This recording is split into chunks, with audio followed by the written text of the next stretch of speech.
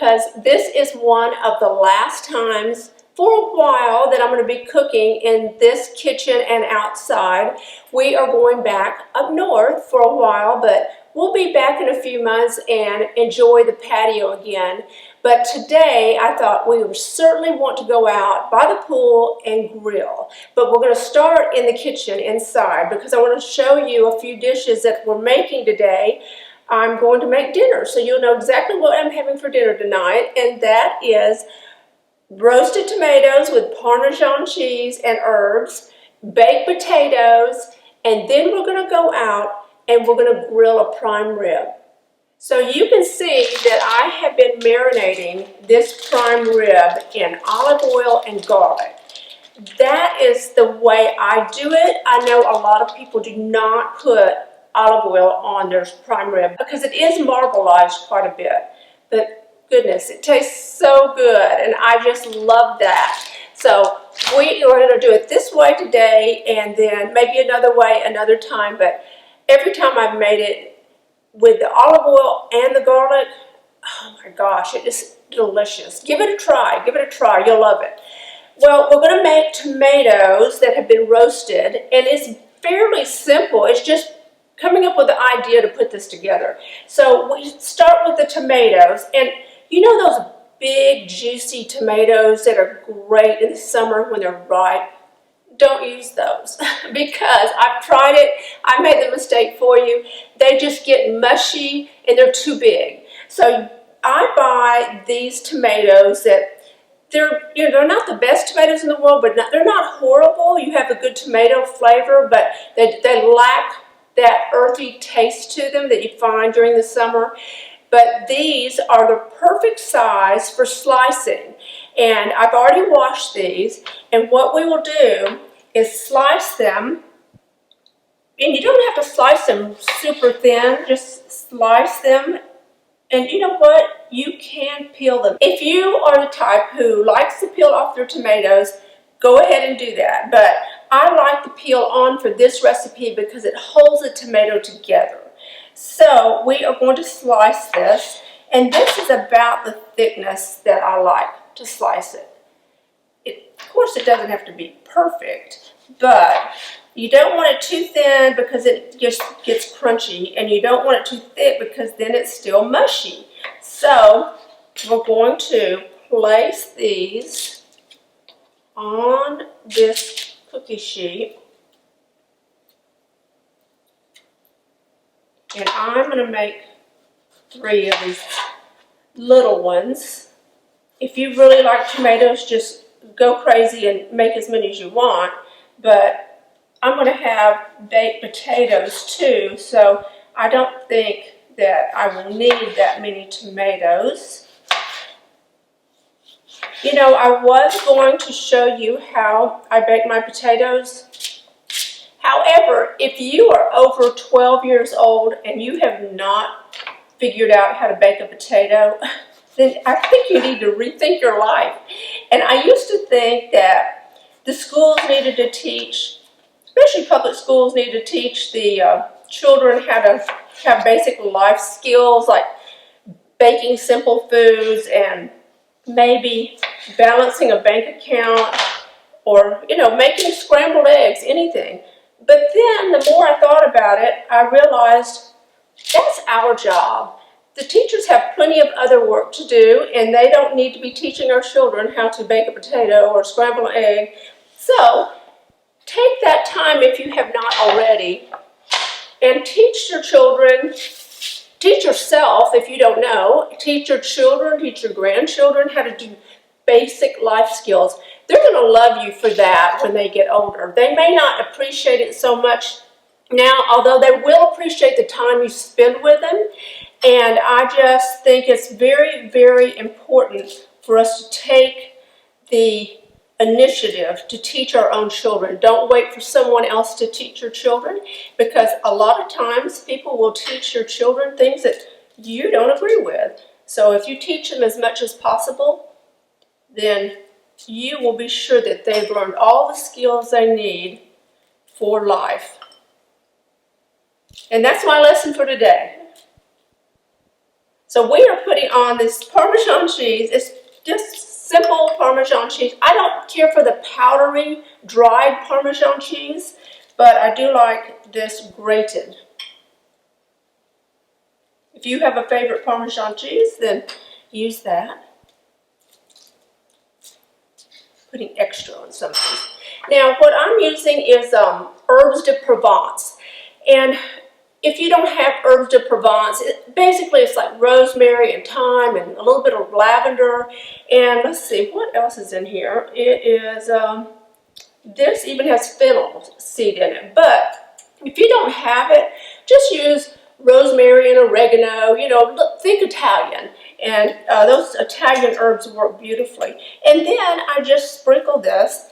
Now this is also, I think, a very healthy dish, and you can fill up on as many vegetables as you can and stay healthy. But everything tastes better with a little bit of cheese on it, doesn't it? Now we have that. Oh, that smells wonderful. But also I'm smelling in my kitchen. This morning I made link sausage with maple syrup, and I'm still smelling that maple syrup in the house, and I just can't get over it. I just love it, love it, love it. So we're going to bake this for about 20 minutes. You keep your eye on it, about 20 minutes, and I use 400 to 425. That's kind of my basic oven temperature to use, and but I am going to watch it because I think it's about 20 minutes should do it. You know, I have to think about my two different ovens, one up north, one in the south. Actually, my home up north is in the south, but it's farther north than we are here. But that oven temperature is not calibrated the same as this oven temperature. It's off a little. But somehow I work it out and figure out over the years how to feed us. And so I am going to put this at 425 for 20 minutes.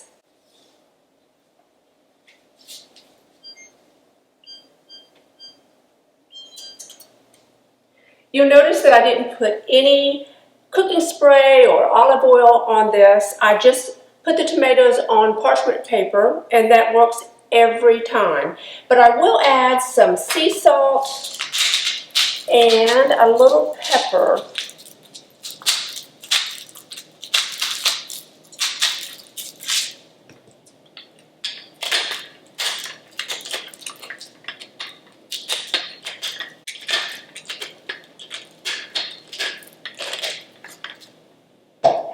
I am going to roll up my sleeves. Inside, we keep the air conditioner very cold, so I wear the sleeves a lot, but outside it's really warm right now. So anyway, we have our grill on a low temperature because I'm a hoverer when it comes to grilling.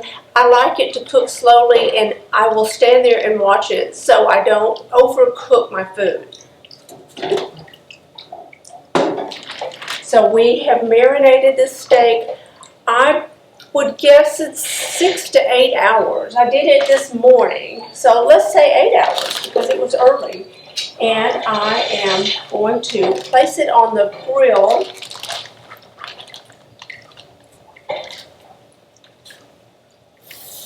And with the temperature being low, it's not going to flare up.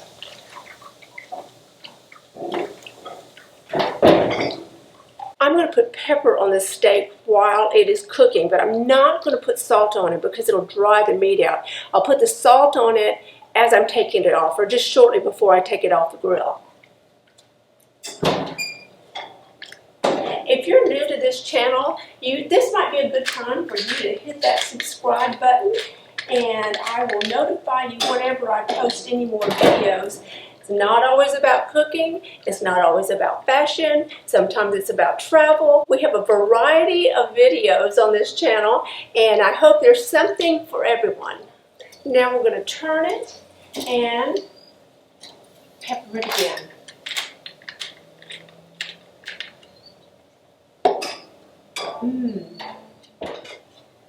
We have our tomatoes fresh out of the oven. Don't they look delicious? And they smell even better. So we have that ready. We have our potatoes ready. And now we're going to take our steak off the grill, and I'm going to salt this just a bit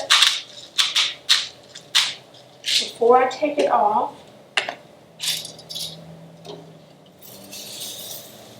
Look at this. Isn't that fabulous? We will add our tomatoes. Yummy.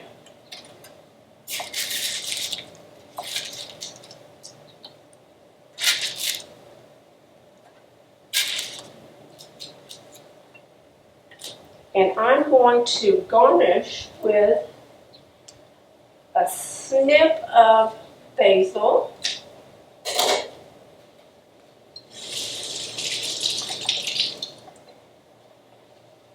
Wash that basil.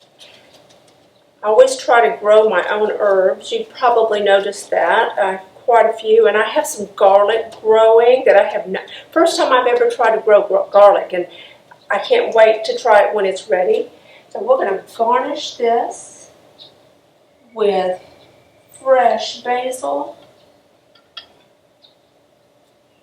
And we have our steak, we have our tomatoes and our baked potato, and I'm ready for dinner. And I hope that you enjoyed this recipe, especially the tomatoes and, well, of course, steak. If you love beef, you'll love this steak. And if you enjoy this video, please give it a thumbs up and follow me on Instagram. Bye.